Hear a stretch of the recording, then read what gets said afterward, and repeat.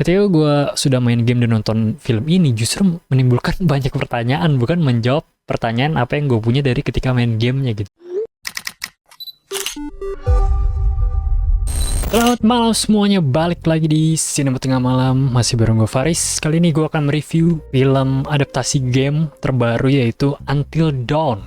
Ini game yang keluar tahun berapa itu ya, zaman gue kuliah dulu guys, kayak 2015 kayaknya deh. Gue main tuh di PS4, gue inget banget ya. Ini salah satu film horor yang lumayan gue tunggu karena satu, gamenya gue udah pernah mainin, dan dua, direkturnya David F. Sandberg yang menurut gue film horornya sejauh ini semuanya gue enjoy sih nontonnya sih. Dari Lights Out, terus Annabelle Creation, terus juga mungkin ada film superhero-nya Shazam juga gue enjoy nontonnya. Dan di Until Dawn ini dia lagi-lagi membuat gue enjoy nonton filmnya ya. Secara apa ya, secara serunya gitu. Serunya sih dapat banget sih film Until Dawn dari David F. Sandberg. Dan misalkan pastinya kita akan ada perbandingan dengan versi gamenya ya. Meskipun nggak, menurut gue cukup kalau dibilang adaptasi, ini sebenarnya lebih ke spin-off mungkin ya. Atau kayak kisah lain dari Until Dawn yang versi gamenya gitu. Karena satu, ceritanya apa ya, beda sih menurut gue.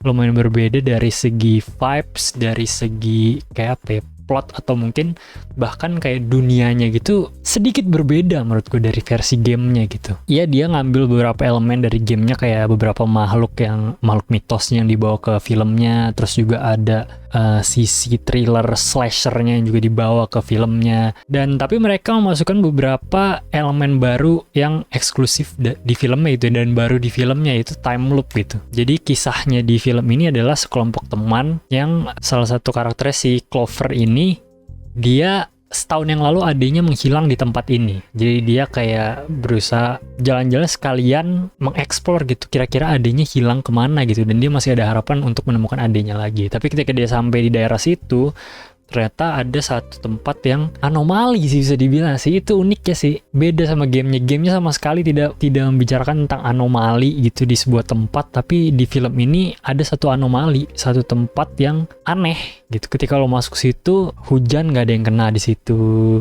Terus ketika lo masuk situ, ada satu jam pasir kayak countdown gitu. Jadi lo harus, ketika lo nulisin nama lo di buku tamu, itu lo akan terjebak di rumah itu bro, di Grove Valley namanya kalau nggak salah deh. Di situ lo akan terjebak dan lo akan masuk time loop. Ketika lo mati, semua teman-teman lo akan ngulang lagi dari hari yang sama, dan lo harus survive until dawn atau sampai fajar gitu untuk hidup. Kalau ada yang mati, terus misalkan ada yang survive, salah satu temennya yang mati kayaknya sih nggak bakal hidup lagi. Nah itu ada salah satu yang kurang jelas juga sih sebenarnya di film ini sih, rule of the game-nya. Jadi benar-benar mereka menebak-nebak. Jadi kita sebenarnya nggak tahu rule of the game yang sebenarnya tuh kayak gimana. Maksudnya peraturannya kayak gimana sih? Apakah benar kalau misalkan ada yang mati, terus mereka ada yang survive juga, yang mati itu nggak akan hidup lagi di dunia nyata gitu. Jadi kita nggak tahu sama sekali karena rule-nya nggak jelas gitu kalau di film ini. Jadi gimana ya? Gue nggak tahu apakah itu hal yang buruk atau yang baik gitu ya. Cuma ya gitu, rule-nya nggak terlalu jelas di filmnya. Jadi bisa berubah sesuai dengan ketika karakternya belajar sesuatu dari filmnya. Ada beberapa karakter yang muncul dari game, bukan beberapa sih, yang sebenarnya muncul jadi karakter yang utuh di film ini. Ada satu doang, si Dr. Hill-nya ya. Kalau di game-nya jadi psychiatrist juga ya kalau nggak salah. Si Peter Stormare kembali lagi di sini menjadi Dr. Hill, jadi psychiatrist. Ada beberapa Easter egg juga kalau kalian main gamenya, ada beberapa Easter egg yang ditaruh sama David Sandberg di situ. Jadi foto sih, foto-foto gitu. Bahkan ada David Sandbergnya juga menjadi foto orang yang hilang, nanti kalian lihat sendiri. Dan kalau bilang serunya dulu ya, serunya sih wah gokil bro, gila, intensitasnya gila sih. Karena satu, makhluknya OP banget ya. Itu yang bikin kayak kita nggak bisa ngelawan tuh makhluk-makhluknya, jadi kita hanya bisa kabur.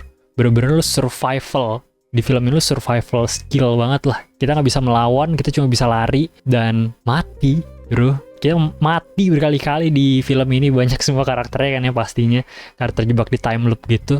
Dan matinya menurut gue gila sih, kreatif bro. Cara matinya kreatif, ada yang terbelah lah, ada yang ditucuk, gila sih menurut gue. Gore-nya luar biasa. ya practical effects-nya yang dipakai sama si David Sandberg. Gue juga ngeliat kan behind the scenes-nya dia, bagaimana dia berusaha sangat keras, karena dia kalau di film-film horornya dia akan mencoba untuk menggunakan practical effects sebanyak-banyaknya gitu, menghindari visual effects atau CGI atau 3D lah. Dan di sini pay off banget sih menurut gue, kayak gore-gore-nya tuh terlihat satisfying. Meskipun jadi kita yang nonton terasa itu real gitu, jadi ngilunya kadang kerasa lebih gokil lah. Ada di sini adegan yang sampai meledak guys, baru-baru meledak, combustion gitu, human combustion dari luar, gila keren banget sih. Itu gokil banget, efeknya keren banget menurut gue. Jadi di situ penonton dapetin apa ya, keseruan juga ngelihat keepikan kematian orang-orang ini yang epic semua gitu. Di satu sisi kita rooting untuk karakter-karakternya supaya survive, tapi di satu sisi ketika ngelihat betapa kreatifnya orang ini dibunuh satu persatu, itu bikin penonton malah bersorak dan tepuk tangan gitu, karena keren sih memang practical effects sih. Itu salah satu yang seru dari film Until Dawn ya. Terus kalau secara story sebenarnya sih biasa aja ya menurut gue. Cuma orang yang terjebak di satu rumah anomali dan harus survive aja gitu aja sih. Lempeng sih secara plot, nggak ada sesuatu yang spesial, tapi justru malah lumayan banyak plot hole sih. Mungkin bukan plot hole, gue banyak pertanyaan ketika gue main gamenya gitu dulu, meskipun udah lama banget, udah sekitar 10 tahun mungkin ya, tapi gue masih ingat beberapa inti dari plotnya gitu. Ketika gue sudah main game dan nonton film ini, justru menimbulkan banyak pertanyaan, bukan menjawab pertanyaan apa yang gue punya dari ketika main gamenya gitu. Tapi kalau nonton ini lu malah mempertanyakan banyak hal gitu. Mungkin kalian yang main gamenya merasa beberapa hal yang sama gitu. Menurut gue dari segi lore-nya gitu ya, dari monsternya, si Wendigo-nya. Kalau kalian udah main juga udah tahu pasti kan ada Wendigo. Gamenya menjelaskan dunia Until Dawn itu lebih baik daripada filmnya, menurut gua ya. Gua nggak tahu, mungkin gua ada yang kurang nangkep juga dari filmnya, beberapa ada yang ke-skip. Cuma menurut gua gamenya lebih simpel dalam menjelaskan dunia Until Dawn gitu, dari Wendigo-nya, bagaimana plotnya berjalan gitu. Menurut gua lebih simpel. Di film ini penulisnya mencoba untuk berbeda dari gamenya pastinya ya. Mereka menawarkan elemen-elemen baru, tapi di sini story-nya pun mereka mencoba untuk di-elevate dengan dibikin lebih kompleks gitu dunianya. Kayak ada anomali lah, ya kan, ada jamnya yang lo harus survive Until Dawn. Karena kalau di gamenya simple, lo harus survive Until Dawn. Karena seinget gue Wendigo tuh cuma nongolnya malam doang deh, seinget gue ya. Gue juga lupa tuh. Nah itu lo harus survive sampai Until Dawn karena itu gitu. Ketika lo sudah pagi lo udah aman. Kalau di sini lo pagi untuk menghindari si anomali itu, untuk keluar dari anomali itu lah gitu. Terus di sini juga diperkenalkan ada witch-nya juga segala macem. Ada monster-monsternya yang orang-orang terjebak itu. Terus juga ada plot si Dr. Hill-nya. Terlalu banyak sih menurut gue untuk menjelaskan sesuatu yang harusnya bisa lebih simpel dari itu gitu. Jadi yang nonton ini gue malah mempertanyakan lore-nya gitu, kayak banyak plot hole-nya gitu, kayak yang dijelaskan dari ini. Maksudnya motivasinya dari karakter ini apa, motivasi dari karakter ini apa, dunianya pun gue masih apa sih anomali ini. Mungkin antara mereka menjelaskannya kurang baik gitu, terlalu cepat, atau memang mereka tidak mau menjelaskan dengan gamblang gitu, biarkan ini menjadi open ending. Tapi endingnya pun nggak open banget. Mereka mungkin kayak ngasih clue, kayak gue nggak mau spoiler, gue takut spoiler sih. Mereka ngasih clue kalau mungkin ini hanya bagian dari pikiran gitu atau gimana, cuma kurang jelas aja sih menurut gue.